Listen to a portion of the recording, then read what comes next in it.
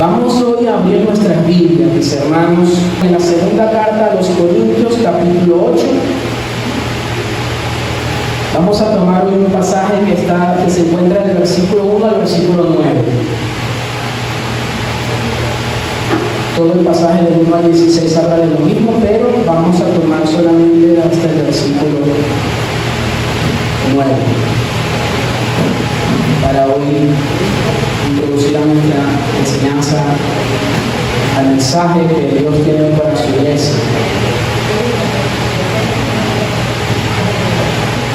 Segunda de Corintios 8, versículos del 1 al 9. Tenemos la palabra de Dios, la leemos con reverencia, amén. Ahora, hermanos, les damos a conocer la gracia de Dios que ha sido dada en las iglesias de Macedonia. Pues en medio de una gran prueba de aflicción abundó su gozo, y su profunda pobreza sobreabundó en la riqueza de su liberalidad. Porque yo testifico que según sus posibilidades, y aún más allá de sus posibilidades, dieron de su propia voluntad, suplicándonos con muchos ruegos el privilegio de participar en el sostenimiento de los santos, y esto no como lo habíamos esperado, sino que primeramente se dieron a sí mismos al Señor y luego a nosotros por la voluntad de Dios. En consecuencia, rogamos a Tito que, como él ya había comenzado antes, así también llevara a cabo en ustedes esta obra de gracia. Pero así como ustedes abundan en todo, en fe, en palabra, en conocimiento, en toda solicitud y en el amor que hemos inspirado en ustedes, vean que también abunden en esta obra de gracia. No digo esto como un mandamiento, sino para probar por la solicitud de otros también la sinceridad del amor de ustedes, porque conocen la gracia de nuestro Señor Jesucristo, que siendo rico, sin embargo, por amor a ustedes se hizo pobre, para que por medio de su pobreza ustedes llegaran a ser ricos o enriquecidos. Padre, aquí está tu palabra delante de ti. Pido que sea tu Espíritu Santo iluminando los corazones, las mentes y aplicando esta verdad a cada una de estas vidas presentes en este lugar, Señor. Úsame, mi Dios, para llevar tu palabra, lo que estoy hablando en tu nombre y de parte de ti, Señor. En el nombre de Jesús te doy la gloria y la honra. Amén. Amén.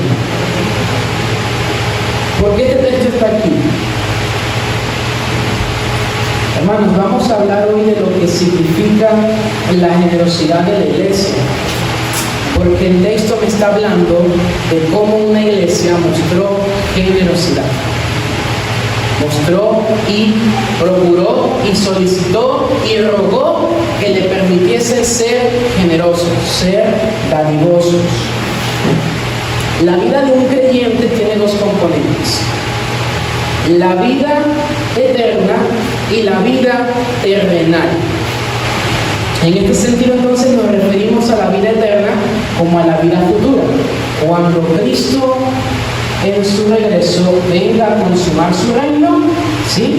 Y seamos transformados completamente en un cuerpo glorificado y podamos heredar la vida eterna.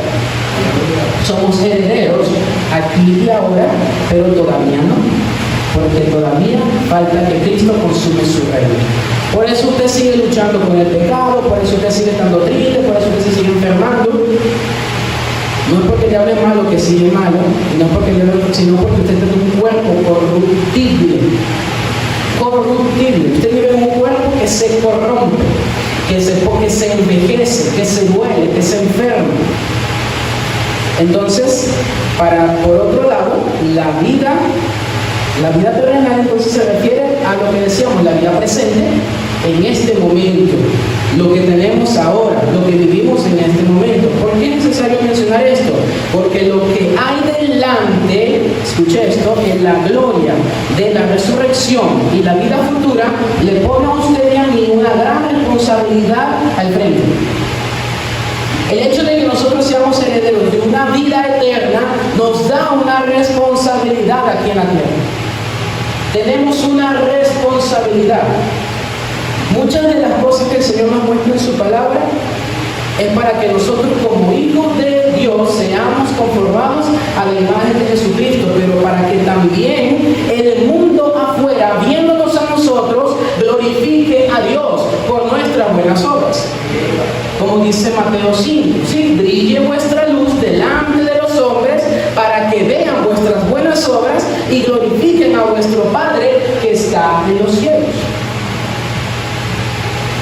Si de verdad entonces usted cree que va a dejar este mundo y nuestro cuerpo será transformado para vivir por toda la eternidad con Dios, entonces nuestra preocupación debería ser hacer tesoros en el cielo mientras estamos aquí en la tierra. ¿Quiere usted irse con Cristo en la eternidad? Primero debe cumplir aquí lo que el Señor ha demandado. Primero nosotros aquí estamos viviendo una vida que glorifica a Dios. Esa vida que glorifica a Dios implica que yo no me debo ocupar en las cosas de este mundo, sino en hacer tesoros en el cielo. Mateo capítulo 6, versículo 20. Dice, sino hacemos tesoros en el cielo, donde ni la polilla ni el orín corrompe, y donde ladrones no minan ni hurtan. Quiere decir que si en mi vida terrenal yo me esfuerzo por conservar y producir y multiplicar lo que no voy a tener en la vida eterna, porque no lo voy a tener, porque dice que aquí en la tierra estas cosas se corrompen, se las roban, las destruyen. ¿Qué estoy haciendo? Cuando hablamos de la generosidad, hermanos, en la vida de la iglesia, pareciera que estas verdades no están muy claras o no son del todo aceptadas. Hermano, tiene que ser generoso. Hermano, tiene que ser dadivoso. Tú tienes que despojar de lo que tienes para que bendigas a otro. Es sumamente difícil lograr no apegarnos tanto a las cosas materiales. ¿Como para qué? Como para que de manera sacrificada podamos nosotros ser capaces de dar a aquellos que lo necesitan y que también forman parte de la familia de la fe. Vivimos en una sociedad muy individualista, en donde primero soy yo, segundo soy yo, tercero soy yo. Primero lo mío, después veo lo demás. Pero resulta que en el libro sagrado, que es la palabra de Dios, el Señor nos exhorta en Filipenses 2, versículos 2 y 3, ¿cierto? No mirando cada uno por lo suyo propio, sino también, ¿por qué? Cada cual por el bien de los demás. No debo velar solamente por mí. Es natural y es normal y es aceptable que yo vele por mí, pero solamente por mí. No vivimos en comunidad, vivimos como iglesia, somos una familia, estamos pendientes los unos de los otros, nos necesitamos unos a otros. ¿Será entonces que seguimos aferrados a querer hacer tesoros aquí en la tierra? ¿Será entonces que ese pensamiento de yo guardar y acumular, o de yo afanarme por lograr hacer y suplir mis necesidades, me está desviando realmente de que puede haber una necesidad común en mi iglesia y no me estoy dando cuenta? Eso está pasando aquí en el texto. Y por eso el apóstol Pablo lo está escribiendo. Nuestro Dios ha mostrado el más grande ejemplo de generosidad, hermanos. ¿Alguien lo cree? ¿En serio usted lo cree? ¿Quién es ese ejemplo? Jesús. Jesús es ese ejemplo.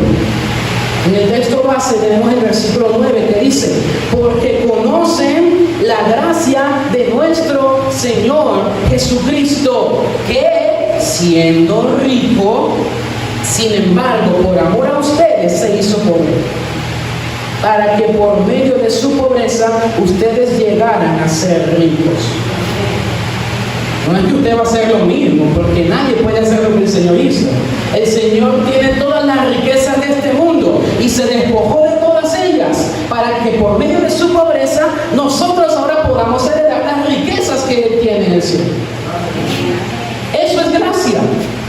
Eso es gracia. Yo no merezco que Dios sea generoso conmigo. No lo merezco, y aún así a Él le ha placido ser generoso. Tú piensas que las personas afuera no merecen que seas generoso con ellos, pero no es por méritos, es por gracia. La generosidad se otorga, no se debe. La generosidad se otorga, no se debe. Aprendamos esto. Yo la doy de mi propia voluntad. No se la debo a nadie. Nadie me debe generosidad. Ellos la dan por voluntad propia a mi vida. Por eso Dios muestra gracia, porque Dios no le debe nada a ninguno de nosotros. No nos debe nada. Pero Él de su voluntad nos hizo renacer para una nueva naturaleza. De su voluntad, de su beneplácito, como dice Efesios, de su buena voluntad, de su buen deseo, de lo bueno que Él ha querido mostrar. Por eso Él ha sido generoso contigo y conmigo. Y si nosotros, como su pueblo santo, queremos reflejar esa bondad, entonces debemos poner a prueba nuestra sinceridad al momento de ser generosos y de dar. Usted quiere reflejar la generosidad de Dios y usted de manera sincera quiere decir: Señor, ayúdame a reflejar tu generosidad. Debe ser puesto a prueba, iglesia. Tenemos que ser puestos a prueba para ver si realmente nuestra sinceridad, valga la redundancia, es sincera. Si no, sería solamente palabras. ¿De qué está aquí hablando Pablo? Está comenzando primero acerca de lo que la gracia del Señor les ha dado, o cómo ellos le han dado a conocer la gracia del Señor que ha sido dada en las iglesias de Macedonia. En medio de una gran prueba de aflicción abundó su gozo y su profunda pobreza sobreabundó en la riqueza de su liberalidad. Porque yo testifico que según sus posibilidades y aún más allá de sus posibilidades, dieron de su propia voluntad, suplicándonos con muchos ruegos el privilegio de participar en el sostenimiento de los santos. Vemos entonces cómo aquí Pablo está haciendo énfasis y está mostrando el hecho de que la iglesia de Macedonia fue una iglesia que participó con su generosidad. ¿En qué? En el sostenimiento de los santos. Sostenimiento de los santos. Bien, fueron generosos. Dice que su pobreza abundó en la riqueza de su liberalidad, es decir, de su generosidad. Hermanos, ¿en qué contexto la iglesia principalmente practica la generosidad? Uno de los contextos en donde más se practica la generosidad dentro de la iglesia es a través de las ofrendas, ¿cierto? Es a través de las ofrendas. Un espacio que se ha tomado dentro de nuestras reuniones con el propósito de reunir a través de donaciones los recursos que se necesitan para el sostenimiento de la misma iglesia. ¿Se da cuenta entonces del paralelismo? Lo que estamos comentando aquí en base a lo que está diciendo Pablo. Ustedes quisieron ser partícipes en el sostenimiento de los santos. La ofrenda es uno de los contextos en donde se practica la generosidad dentro de la iglesia. ¿Para qué? Para el sostenimiento de los santos. Ahora, el propósito de ofrendar, hermano, usted dirá, pero ¿por qué nosotros ofrendamos entonces? Sí, es verdad, el sostenimiento de los santos, pero ¿qué pasa? ¿De dónde viene eso? ¿Quién dijo que teníamos que ofrendar? Bueno, el propósito de ofrendar, iglesia, se desprende principalmente del contexto de pobreza que había en la iglesia de Jerusalén en el siglo I. En el siglo I la iglesia de Jerusalén estaba siendo perseguida, estaba siendo dispersa. Usted podrá recordar, ¿sí?, que si vemos en Hechos desde el capítulo 2 hasta el capítulo 8, todo lo que está pasando allí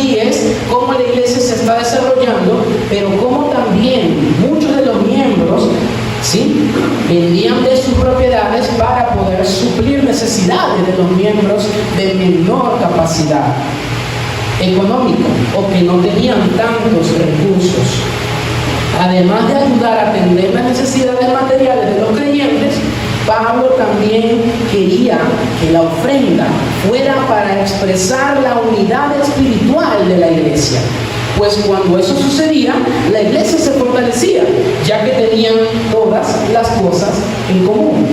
De hecho, lo vamos a ver más adelante. Es bueno, hermanos, entonces, comprender el gran valor que tiene para la iglesia de Cristo mostrar generosidad entre sus miembros. Ese gran valor. Que nosotros velemos por la necesidad de nuestros hermanos y mostremos generosidad a la hora de dar. A la hora de dar.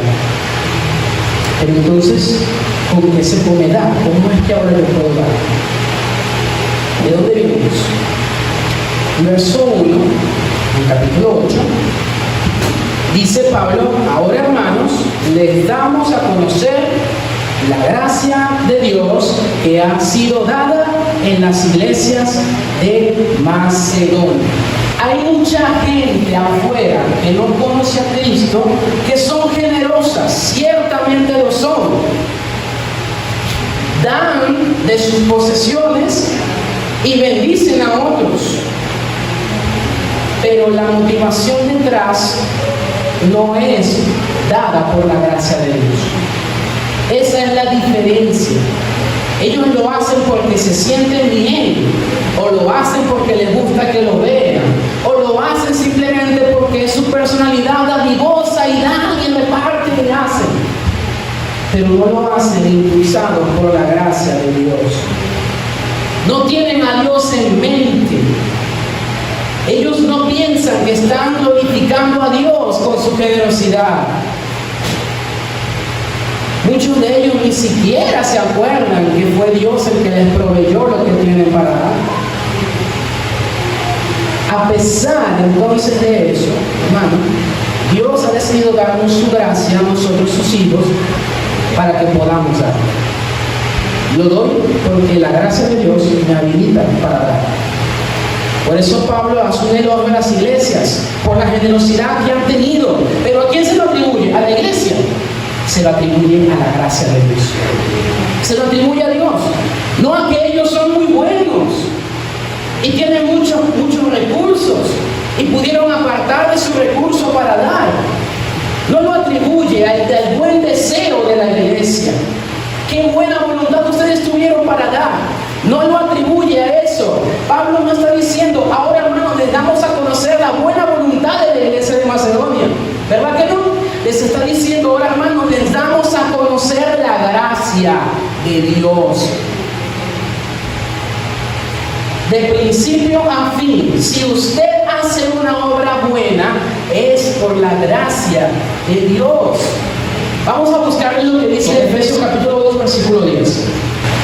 Dice: porque somos hechura suya. ¿Hechura de quién? De Dios. Creados en Cristo Jesús para buenas obras, las cuales Dios preparó de antemano para que anduviésemos en ellas. ¿Se da cuenta que toda buena obra que usted hace no viene de usted? Viene de lo alto, viene de Dios. Él la preparó de antemano. El pasaje de Efesios 2 me habla acerca de que la salvación es por gracia, de principio a fin. Yo fui salvado por gracia. Desde el principio fue por gracia y el resultado posterior sigue siendo por gracia. ¿Se da cuenta? Porque si no, Él no fuese dicho: yo preparé obras para ustedes, para que ustedes andaran. Yo lo creé para buenas obras. Yo lo hice nacer para buenas obras. Por eso el acto de dar, hermanos, según la Biblia, el acto de dar de manera bíblica es un acto de pura gracia de Dios. A Dios le ha placido que usted y yo podamos ahora ser generosos. Lo que tenemos que hacer ahora nosotros es mostrar esa generosidad, pero ya Dios ha puesto eso en su corazón y en el mío. Así fue que sucedió en la iglesia de Jerusalén. Búsquese entonces el libro de Hechos, capítulo 4, versos del 32 al 35. 32 dice: y la multitud de los que habían creído era de un un alma. ¿Se da cuenta de la unidad espiritual? De un corazón y de un alma. Y ninguno decía ser suyo propio nada de lo que poseía. Ahora, entonces era verdad, esto era caso aparte. Hermano, eso era una manifestación poderosa del Espíritu Santo en la iglesia primitiva. Dice, sino que tenían todas las cosas en común. ¿Se da cuenta? Tenían un corazón, un alma, y tenían todas las cosas en común. Verso 33. Y con gran poder los apóstoles daban testimonio de la resurrección del Señor Jesús, y abundante gracia, ¿se da cuenta? La palabra gracia era sobre todos ellos. ¿Qué pasaba con esa gracia? Así que no había entre ellos ningún que necesitado, porque todos los que poseían heredades o casas las vendían y traían el precio de lo vendido. Y el 35 dice, y lo ponían a los pies de los apóstoles, y se repartía a cada uno según su necesidad. ¡Wow, hermano! ¡Qué ejemplo de bondad y de amor! Eso no se ve. Eso es muy difícil verlo. Me atrevo a decir, es imposible verlo si no es Dios el que está obrando en esos corazones. De un corazón, de una mente, todas las cosas las tenían en común. El Señor abundaba en gracia para con ellos, y esa gracia a ellos les impulsaba a vender lo que tenían para poderlo dar a los pobres. ¡Wow! ¡Qué interesante! A lo mejor muchos dirán, ¡qué drástico! Ellos dicen que no eran nada suyo propio, sino que tenían todas las cosas en común. Bueno, hermano, sucedió en ese momento. Ya, pasó allí. Usted ahorita es verdad, tiene su casa, su familia, lo que el Señor le ha dado, las pertenencias, las riquezas, los bienes que el Señor le ha dado. Pero pudiéramos apuntar algo de este texto, de que podamos tener todas las cosas en común, de que yo pueda decirle, hermano, cuenta conmigo y yo cuento contigo. Para lo que me necesites, aquí estoy para ti. Y vamos a ver más adelante cómo la iglesia primitiva también mostraba ese amor, según un historiador increíble, para que ustedes puedan notarlo. Es un ejemplo maravilloso, hermanos. ¿Sabe por qué? Porque cada una de esas personas que daban, ellos no pensaban, oye, y si doy, ¿cómo me va a afectar a mí? No. Cuando ellos daban, ellos pensaban, ¿cómo puedo bendecir? ¿Cómo puedo bendecir a mi hermano? ¿Cómo puedo bendecir a mi familia? ¿Cómo puedo bendecir a la iglesia? Yo no doy pensando en cómo me afecta a mí. Ese es el gran problema. Por eso doy tan poco. Por eso no somos generosos. Por eso nos cuesta desapegarnos de este mundo, de las cosas terrenales. Porque cada vez que doy, yo estoy pensando, pero ¿y si doy? Me falta. Pero ¿y si doy? No me alcanza. Pero ¿y si doy? Voy a descompletar. Pero ¿y si doy? ¿Qué pasa? ¿Qué va a pasar conmigo, con mi familia? Si yo doy, ¿qué me va a pasar a mí? En vez de eso, hermanos, nosotros deberíamos pensar, ok, Dios me ha bendecido. Señor, de lo que tengo, ¿cómo yo pudiera bendecir a alguien más? De lo que tengo, ¿cómo yo puedo bendecir a otro? De lo que yo tengo, ¿cómo puedo mostrar amor y generosidad a alguien que lo necesita? Yo no doy pensando en cómo me afecta, sino que ahora debo cambiar la mentalidad y debo dar ahora, no solo pensando en mí, sino pensando en cómo yo puedo beneficiar a mi hermano. Hermano, si usted puede pensar así, eso es la gracia de Dios que te puede impulsar a pensar de esa manera. Nadie piensa de esa forma. ¿Cómo piensa el mundo? De esa forma. Si doy, ¿cómo me afecta a mí? No puedo porque me va. Pero el Hijo de Dios es diferente. El Hijo de Dios depende del Dios creador de los cielos y de la tierra. Dice de Jehová es la tierra y su plenitud, el mundo y los que en él habitan. El Señor es dueño de todas las cosas, de tu vida y de la mía. Y si Él sustenta de los pajaritos, no va a sustentar de tu vida, Hijo de Dios. No va a sustentar de ti. No sabe Dios de qué tienes necesidad. necesidad, pero también Dios sabe que tus hermanos tienen necesidad. ¿Y por medio de quién Él bendice a su iglesia? Por medio de su iglesia. ¿Eres iglesia? Eres canal de bendición de parte de Dios para la iglesia. Para la iglesia. Si somos iglesia, entre nosotros mismos somos canal de bendición. De modo que, hermano, si usted que es iglesia tiene, la palabra de Dios dice que yo también tengo. Y si yo que soy parte de la iglesia tengo, la palabra de Dios dice que usted también tiene. Todas las cosas en común deberíamos tenerlas, en el sentido de que nosotros debemos velar por nuestras necesidades. Y no solamente pensar cómo me afectaría a mí. Ahora debo incluir en mi pensamiento, Señor, ¿cómo puedo beneficiar a mi hermano? La gracia de Dios es la que te impulsa a dar. Es su gracia. No son tus buenos deseos. Porque si fuera por buenos deseos, la cantidad a lo mejor no significaría nada. Ni la acción en sí misma tampoco. No significa nada. Pero si vamos avanzando un poco más en el texto, vemos que ya vimos que el dar, la acción misma de dar, es propiciada por la gracia de Dios. Pero también podemos ver lo siguiente. Del verso 2 al verso 4 vamos a leer cómo dice el pasaje. Pues, en medio de una gran prueba de aflicción, abundó su gozo. Vean que estamos en 2 Corintios 8. Estamos leyendo del versículo 2 al 4.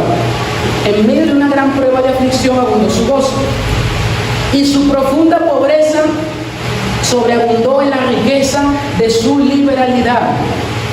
Porque yo testifico que según sus posibilidades, y aún más allá de sus posibilidades, dieron de su propia voluntad, suplicándonos con muchos ruegos el privilegio de participar en el sostenimiento de los santos. ¡Qué maravilloso! ¡Qué maravilloso! Hermano, me está diciendo aquí el apóstol Pablo, inspirado por el Espíritu Santo, que el dar es un privilegio. Dar es un privilegio. Pero es un privilegio que requiere sacrificio.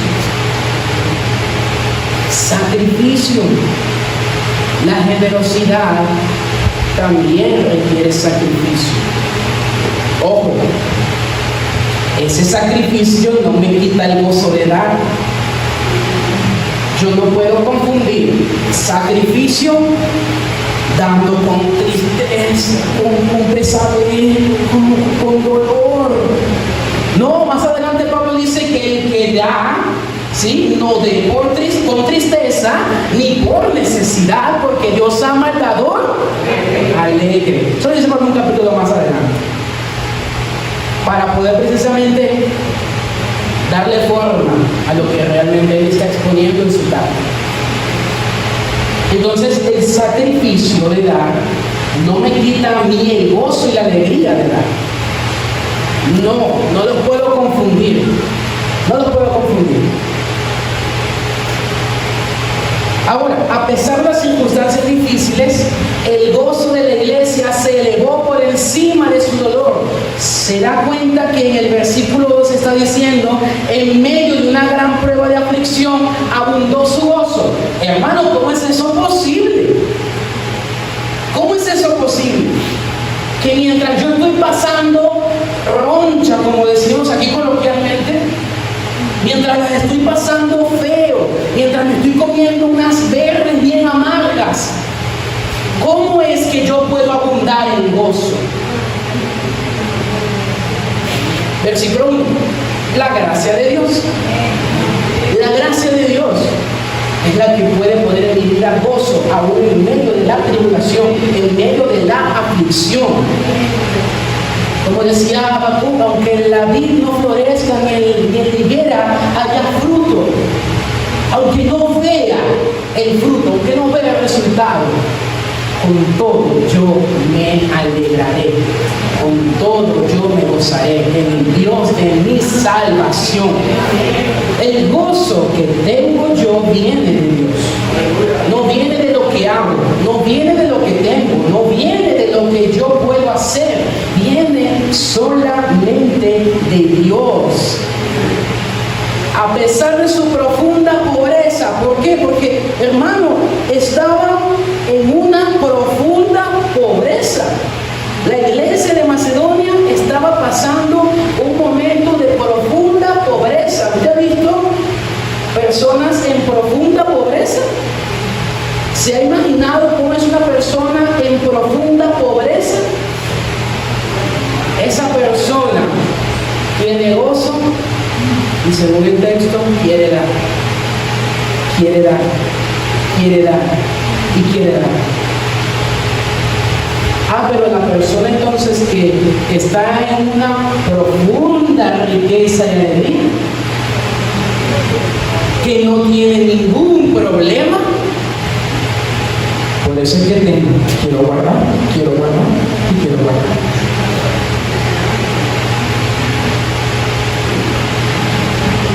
Debemos aprender del testimonio de estos hombres de Dios, hermano, de estas iglesias, que desde el principio mostraron amor y generosidad. La verdadera generosidad, hermanos, es evidente cuando da y representa un sacrificio. Usted quiere ser generoso, no haga como los que llevaban sus ofrendas al cofre de las ofrendas. Haga como la Biblia. No dé de lo que le sobra. Dé de corazón, con sinceridad. Dé de corazón. Dé con alegría. No después de sacar todas las cuentas y cubrir todos los gastos. Bueno, ¿qué es lo que queda de esto? Y yo voy a dar un poquito para poder dar. Eso es lo que vemos en la iglesia primitiva. Ellos daban, hermano, con gozo, con alegría, con generosidad. No importaba su condición de pobreza. Dice que ellos, en medio de su pobreza, abundó su gozo. Y su profunda pobreza sobreabundó en la riqueza de su generosidad. ¿Quieren que le diga algo? A lo mejor lo que ellos recogieron de entre ellos no fue mucho, pero fue generoso. Fue generoso, fue una participación generosa. Porque si ellos en profunda pobreza decidieron dar, ¿cuánto más, hermanos, los que tenemos no decidiremos dar? Si ellos que no tenían decidieron dar, oye, ¿qué pasa entonces con lo que hemos sido bendecidos por el Señor de alguna u otra manera? ¿Hemos de dar o no hemos de dar? Ellos daban según sus posibilidades, hermano, de manera proporcionada. ¿Quiere decir eso? Pablo dice que ustedes dieron según su posibilidad. Es decir, no es que ellos, siendo pobres, dieron de su pobreza y se quedaron sin nada. No, ellos no hicieron eso. Ellos de su pobreza dieron, compartieron. Hermano, me queda 1 kilo de harina, voy a dar medio. En realidad tengo medio para mí, pero mi hermano ahora tiene medio. Hermano, tengo 10 bolívares. Bueno, mi hermano no tiene nada. Toma, hermano, ten 5. Tú tienes 5, yo tengo 5. Tenemos todas las cosas en común. Ser generoso, hermano, es una voluntad del corazón. No es obligación. Para los que estén pensando que aquí el pastor está obligando a que usted dé, se equivoca. Nosotros no hemos recibido tal mandamiento del Señor en su palabra. Obligarles a dar no es lo que el Señor quiere. Obligarles. El verso 5 dice, y esto no como lo habíamos esperado, sino que primeramente se dieron a sí mismos al Señor, ¿cierto? O sea que no es por obedecer a un hombre, es por honrar a Dios. Eso lo vamos a ver más adelante. Pero ellos dieron de su propia voluntad, de su propio deseo de dar. Ellos dieron porque quisieron, no porque les obligaron. Ellos dieron porque conocían que había una necesidad y querían participar en el sostenimiento de esa necesidad, no porque alguien les puso una pistola en la cabeza y dice tienes que dar. No. Si usted, hermano, da por obligación, no ha entendido la generosidad. Nosotros no damos porque me están viendo que no estoy ofrendando y me van a regañar porque no estoy ofrendando. No, hermano. Nosotros damos voluntariamente.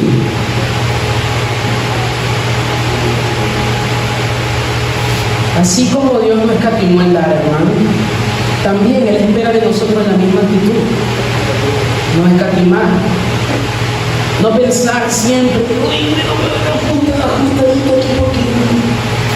hermanos, solamente usted considere lo que Dios le ha bendecido y según eso, no se enrede tanto la vida pensando, no, la vida de la iglesia se refleja en el dar. La vida y el amor de Dios a través de la iglesia se refleja en el dar, hermano. Dar unos a otros, dar amor, tiempo, tener misericordia unos con otros. Pero también dice el texto que ellos daban aún más allá de sus posibilidades. Y esto demuestra que dar generosamente implica un sacrificio. Ok, o sea, esta iglesia no solamente dio conforme a lo que tenía, no, sino que también se complacieron en querer dar más. Hermano, si usted va a hacer eso, hágalo porque Dios le impulsa el corazón, pero hágalo con convicción. Damos de lo que tenemos, pero si usted va a dar más, recuerde que ese dar es sacrificio, hermano. Es sacrificio. Sacrificio. Si bien debemos dar según nuestras posibilidades, también yo debo estar dispuesto a sacrificarme en mi modo de dar. No que yo doy y no, bueno, yo estoy tranquilo, no me ha pasado nada. O no, bueno, me tocó un poquito, todavía tengo, pero mi hermano también va a tener porque antes no tenía nada. Si hay un sacrificio, hermano, Dios recibe también ese sacrificio. Dios es honrado y glorificado a través del sacrificio. Cuando nosotros nos despojamos de nuestro yo, cuando yo me despojo de mi deseo de querer acumular y seguir acumulando y querer tener más, solamente para tener, por si acaso alguna vez lo necesito. Como la parábola del rico insensato, que él cosechó toda su cosecha, la regó en su granero y no tenía espacio, y construyó otro granero más grande, y ahora pudo meter toda su cosecha, y dijo a su alma, regocíjate porque tienes bienes para muchos años. Y el Señor le dice, necio, esta noche vienes por tu alma, y lo que has acumulado, ¿de quién será? ¿De quién será? No pensemos de esa manera, hermano. Por eso el dar también requiere sacrificio, porque no pienso solamente en que estoy bendiciendo a alguien. No, es que yo me desprendo voluntariamente de lo que tengo porque alguien también lo necesita. Generosidad es entender que Dios se desprendió de su único Hijo para que todo aquel que en Él cree no se pierda, sino que tenga vida eterna. Eso es generosidad, hermano. ¿Usted entiende la magnitud de la generosidad de Dios? ¿Ha entendido la magnitud de la generosidad del amor de Dios?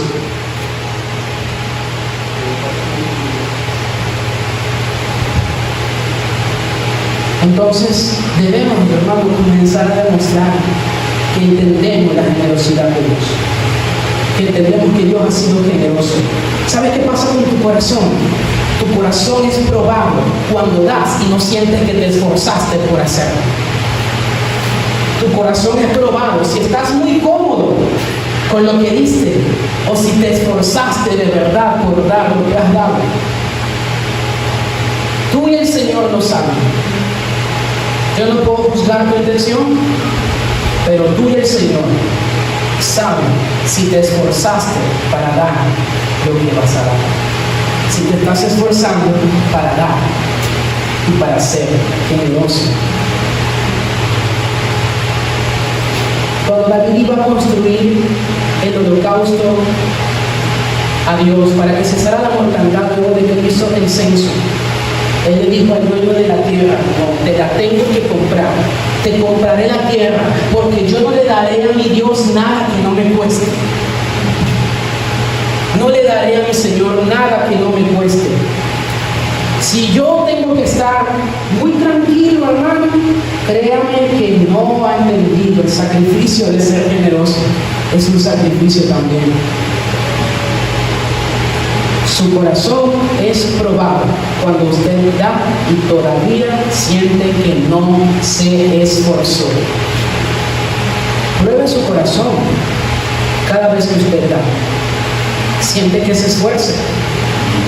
Siente que realmente conforme a su posibilidad de que usted pudo haber dado más. Pruebe su corazón, hermano, porque Dios espera de su iglesia una iglesia generosa, dadivosa, dadivosa. Ellos también, hermanos, daban de su propia voluntad, es decir, ellos deciden hacerlo. La iglesia de Macedonia decidió hacerlo, no estaba siendo obligado. Si usted da, es porque usted quiere, no porque se le exige.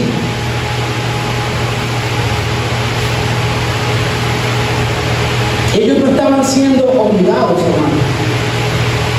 ¿Sabe cuál es el problema de esas iglesias que obligan a los miembros a dar el diezmo y a dar la ofrenda? Que el miembro lo hace coaccionado. Porque si no doy, me revocan la membresía. Porque si en ese momento se me ocurrió la gran idea de no ofrendar o de no diezmar, entonces me ponen en disciplina. Y bajo coacción el hermano da. No ha entendido que debe dar de corazón. No da porque él está convencido de que eso es lo que debe dar, sino que lo da porque le están mirando con una lupa. No llenó su tarjeta, hermano. No la llenó. ¿Por qué no la llenó? ¿Qué pasó? Si la palabra de Dios dice te estás robando eso. Hermano, realmente el texto bíblico decía eso. Malaquías 3 le está hablando al pueblo de Israel. Está hablando de un sistema, ¿sí?, de gobierno teocrático. Es decir, Dios es el rey de Israel. Dios es el rey del pueblo de Israel en Malaquías 3.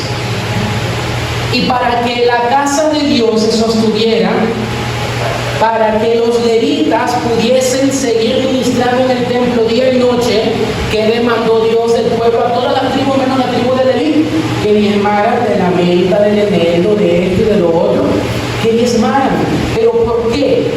Dios impuso eso, hermano, como un impuesto. Era una ciudad que tenía que funcionar. Por eso Dios dice: me han robado. Me han robado porque lo que yo demandé para mi casa, ustedes no lo dieron. Es como que usted le robe al Estado. Es igual que usted le robara al Estado el impuesto que le corresponde pagar por todo lo que usted produce. Con su trabajo, con su emprendimiento, con su empresa, con lo que sea. Si usted no paga impuestos, usted está robando al Estado. ¿Qué dice ahora el Nuevo Testamento? Cada uno dé como propuso en su corazón. En todo el Nuevo Testamento verá usted que Dios ya no quiere someter a su iglesia a dar un porcentaje obligatorio, sino que usted tenga la oportunidad de ser generoso. Que dé más, hermano, más de un 10%. Porque si usted puede dar más de un 10%, usted es generoso. Si usted nada más se va a sujetar a dar un porcentaje, porque no, hasta aquí voy a llegar yo, porque eso es Hermanos, no hemos entendido todavía la generosidad. Debemos dar cada uno según haya propuesto en su corazón. Y si es más del 10, de más del 10. Si es más del 20, de más del 20. Si usted puede dar más, hermano, eso es lo que Dios quiere. Que demos, que demos, que demos y que demos. En el Antiguo Testamento Dios lo impuso como un mandato. En el Nuevo Testamento, usted y yo con el Espíritu Santo, ahora el Señor produce en su corazón la virtud de querer dar. ¿Por qué el pueblo de Israel robó? No quería dar. No quería dar. ¿Por qué? Porque la virtud del Espíritu de Dios no estaba en su corazón. Si no, entonces ¿por qué le robaría a Dios? Pero ya usted y yo no le robamos a Dios. No le robamos a Dios. Porque todo lo que tenemos ahora viene de Él. Y volverá a Él, hermano. Y lo que Él ha dicho. Mi casa necesita que se sustente, ¿verdad que sí? Sean generosos. Ya yo no necesito imponerles a ustedes nada. Mi Espíritu Santo les va a impulsar a dar por mi gracia a ustedes mismos. Ya no les impondremos nada. Sino que ahora ustedes deben dar, hermano, con generosidad. Con generosidad. No me debo sentir obligado, manipulado, intimidado, sino más bien privilegiado de poder participar del sostenimiento de los santos. Es un privilegio que usted con sus bienes pueda servir al reino de Dios. Es un privilegio, hermano. Es un privilegio que para nosotros lo que Dios nos ha dado represente también bendición para el sostenimiento de la iglesia. Es un privilegio el dar, pero que también requiere sacrificio. Como le dije, pruebe su corazón. Pruebe su corazón.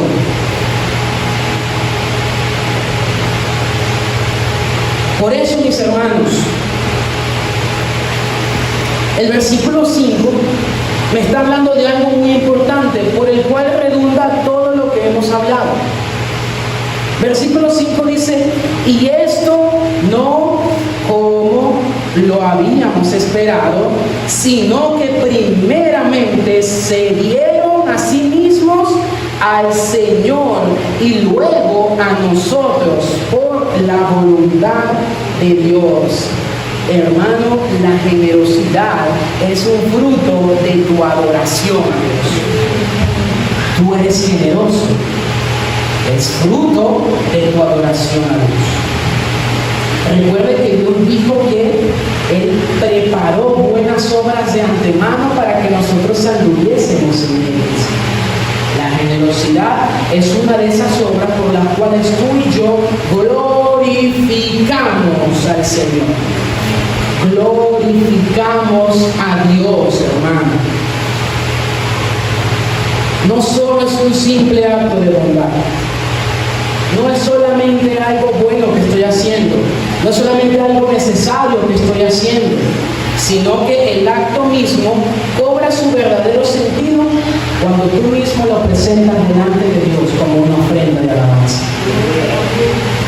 Cobra sentido tu dar, cobra sentido tu generosidad, cobra sentido lo que haces.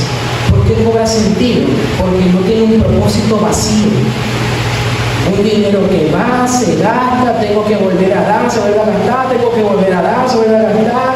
Lo que yo hago, tengo que volverlo a hacer, y tengo que volverlo a hacer, y tengo que venir otra vez y volverlo a hacer. Parecerá con un propósito vacío en sí mismo, ¿verdad? Pero si tú entiendes que lo que tú haces, lo que tú das, lo que tú ofrendas, lo que traes aquí al altar, primero es un acto de adoración a Dios, hermano, cobra todo el sentido del mundo. Cobra todo el sentido del mundo. Porque Dios merece mi adoración. Dios merece que yo le honre no solo con mi vida, sino también con mis bienes. Sino también con mis bienes. Tu motivación principal debe ser el de adorar a Dios. Y lo haces poniendo a disposición de tus hermanos tus bienes. El principio de Proverbios 3 es evidente aquí, hermano. Honra a Jehová con tus bienes y con las primicias de todos tus frutos. ¿Verdad que sí? Pero entonces nosotros debemos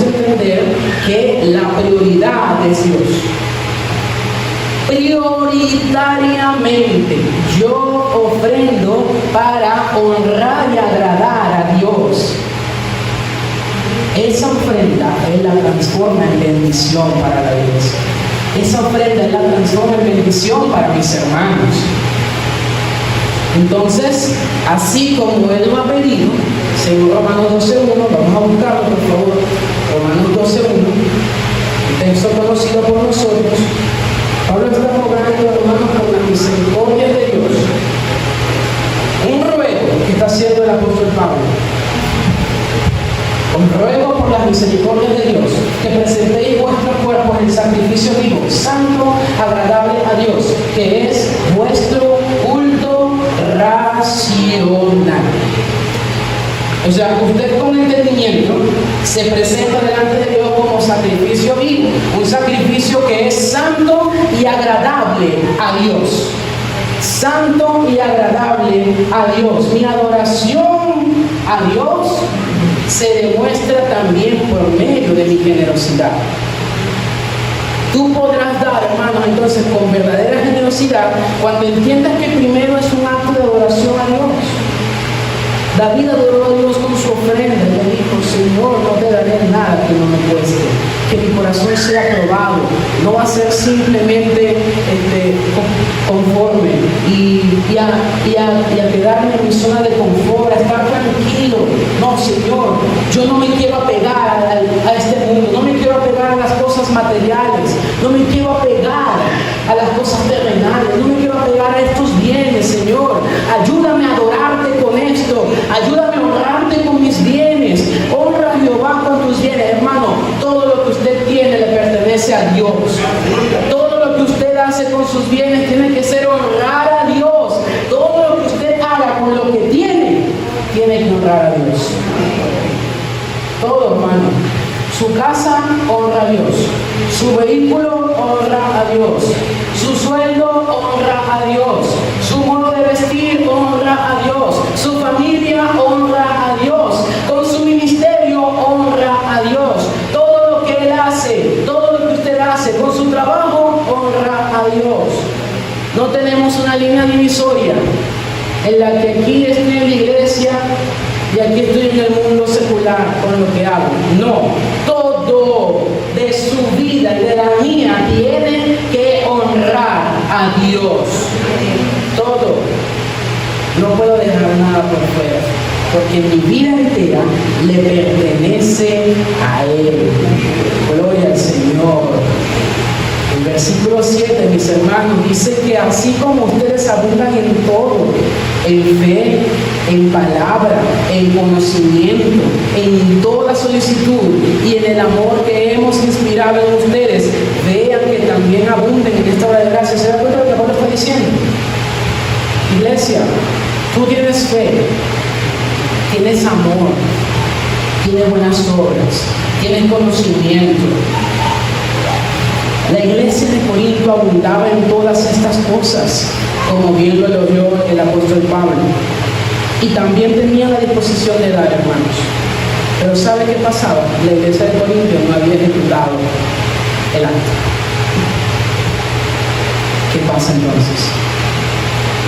Yo puedo entender todo esto. Yo puedo entender que si yo doy, es por gracia de Dios. Yo puedo entender que si doy, es un privilegio, pero también sacrificio. Yo puedo entender que si doy, estoy adorando a Dios. Pero ¿y qué pasa si no lo hago? ¿Qué hago además? Se lo voy a poner más difícil. Usted quiere dar. Y sabe que dar es lo correcto. Y usted sinceramente quiere dar. Mi amor, recuerda hacer las cuentas. Vamos a ofrendar esta semana. Vamos. Hijos, recuerden, tenemos que darle al Señor lo que Él nos ha dado. Llegó aquí entonces el domingo al servicio y lo ven, mira que traje, no la traje, se me quedó. No lo hizo. Hermano, usted había dispuesto su corazón darse. Pero entonces no terminó de darlo. Hermano, si usted realmente tenía dispuesto con sinceridad de dar, usted no deje ese sobre. Usted no deja esa ofrenda. No la deja. La aparta y la coloca en un lugar que usted pueda verlo, porque usted sabe que es parte de su adoración a Dios. Así como el venir con su Biblia es adorar a Dios, porque leemos su palabra y la adoramos por medio de su lectura y exposición, también con su ofrenda lo hacemos. Lo hacemos. La iglesia de Corinto tenía muchas virtudes, hermano, abundaba en dones, abundaba en muchas cosas. En esta segunda carta se ve que ellos ya habían reflexionado, porque ahora Pablo dice que ahora veo que ustedes abundan en amor, tienen solicitud, tienen conocimiento, tienen fe, tienen palabra, pero ahora tengo que ver que también en ustedes abunde esta obra de gracia, porque ustedes están diciendo que quieren dar, hermano, pero no veo que estén dando. Tienen también que abundar en esto. No es la palabra abundar. Abundar. Abundar. Ellos debían ser diligentes en cuanto a la generosidad. Por ello Pablo les da el ejemplo de las iglesias de Macedonia. Miren el ejemplo de esta iglesia, hermano. Tienen pocos recursos, tienen una profunda pobreza, y aún así con gozo y con suma generosidad ellos han ofrendado para sostener a los santos. Y ustedes, que abundan en conocimiento, en fe, en palabra, en todas estas cosas que los deberían hacer maduros, no están abundando en esto, que es tan básico para la vida de la iglesia. Que el Señor nos ayude, mis hermanos. No piensen nunca que es suficiente con que tú abundes en aspectos de la fe que a los ojos de muchos son importantes, como tener conocimiento, como tener dones, como conocer y exponer bien la sana doctrina, como ser espiritual, tener una vida de oración, una vida de ayuno. No piense que es suficiente con esto, hermano. La vida de iglesia no solamente es esto. La vida de iglesia es tener todas las cosas en común también. Todas las cosas en común.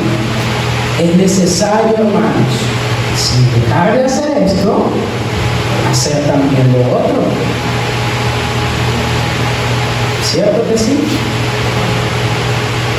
Los fariseos hacían al revés. Ellos llamaban de todo, pero se olvidaban de la fe, de la misericordia, de la piedad, de lo importante. Ahora la iglesia, como se ve muy espiritual, lo está haciendo del lado contrario. Muy espiritual, mucha fe, mucho conocimiento, mucha ciencia, muchos dones. Ay, pero entonces piensen, ¿qué pasa con la obra del dar? ¿Qué pasa con la generosidad? Les voy a voltear el mandato del Señor Jesucristo. Es necesario ahora hacer esto sin dejar de hacer aquello. Es necesario, hermanos. Es necesario.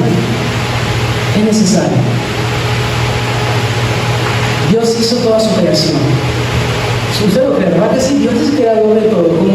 Como el primer enunciado cuando comenzamos a evangelizar. Dios hizo toda su creación para dar. Dios creó el sol. Dios creó la luna. Creó las estrellas. Dios creó las nubes.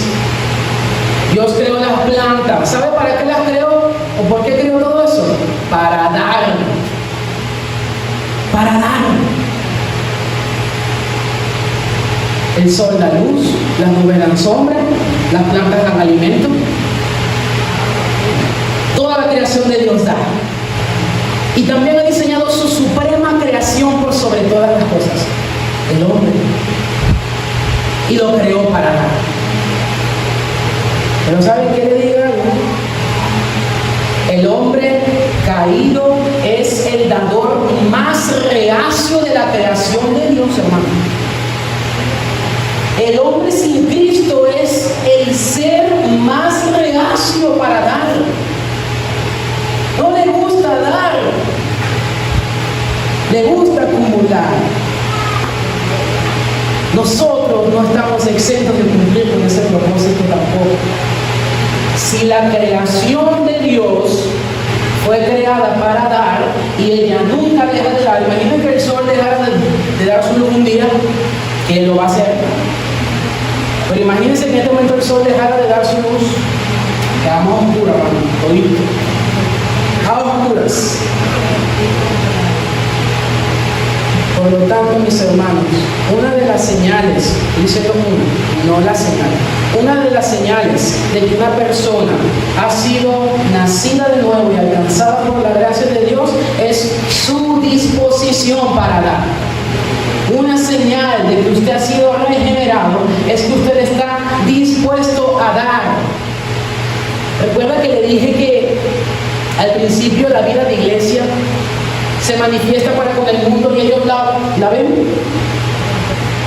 Bueno, el estadista ateniense Arístides escribió lo siguiente acerca de la forma de vivir de los cristianos en el siglo II.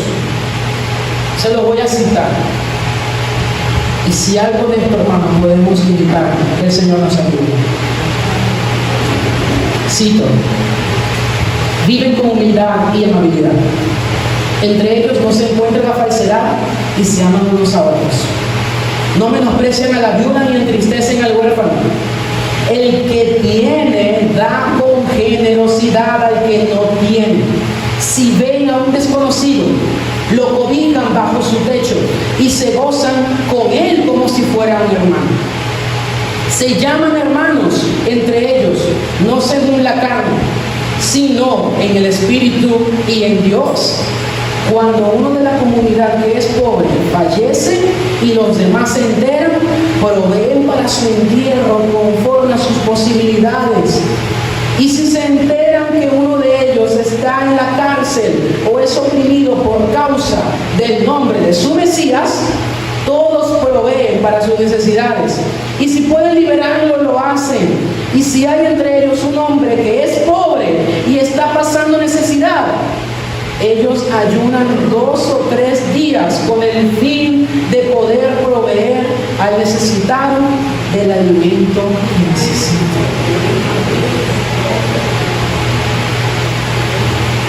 Wow, mis hermanos. No pretendo ser dogmático con esto que voy a decir, pero nuestra vida tiene que ser así. Nuestra vida tiene que ser así, porque si la iglesia del siglo II lo hizo, ¿por qué nosotros no lo estamos haciendo? Si somos la misma iglesia, comprada por el mismo precio, que tenemos el mismo Espíritu Santo, siendo hijos del mismo Padre que la iglesia del siglo II. Voy a cerrar por 1 Juan 3:17. Dice la palabra de Dios: pero el que tiene bienes de este mundo y ve a su hermano tener necesidad y cierra contra él su corazón, ¿cómo mora el amor de Dios en él? Tenemos el más grande ejemplo de Dios, Jesucristo, que siendo rico, sin embargo, por amor a ustedes, se hizo pobre, para que por medio de su pobreza ustedes llegaran a ser ricos. Usted quiere aprender a ser generoso, hermano, usted tiene que admirar y mirar al Señor Jesucristo. Lo que yo diga aquí a usted no le va a hacer cambiar de opinión sobre su modo de dar. La palabra de Dios y el Espíritu Santo es lo que va a transformar cada uno de sus corazones, para que comencemos a dar de una manera generosa y así también podamos aprender a ser una iglesia saludable. El Señor les bendiga, iglesia.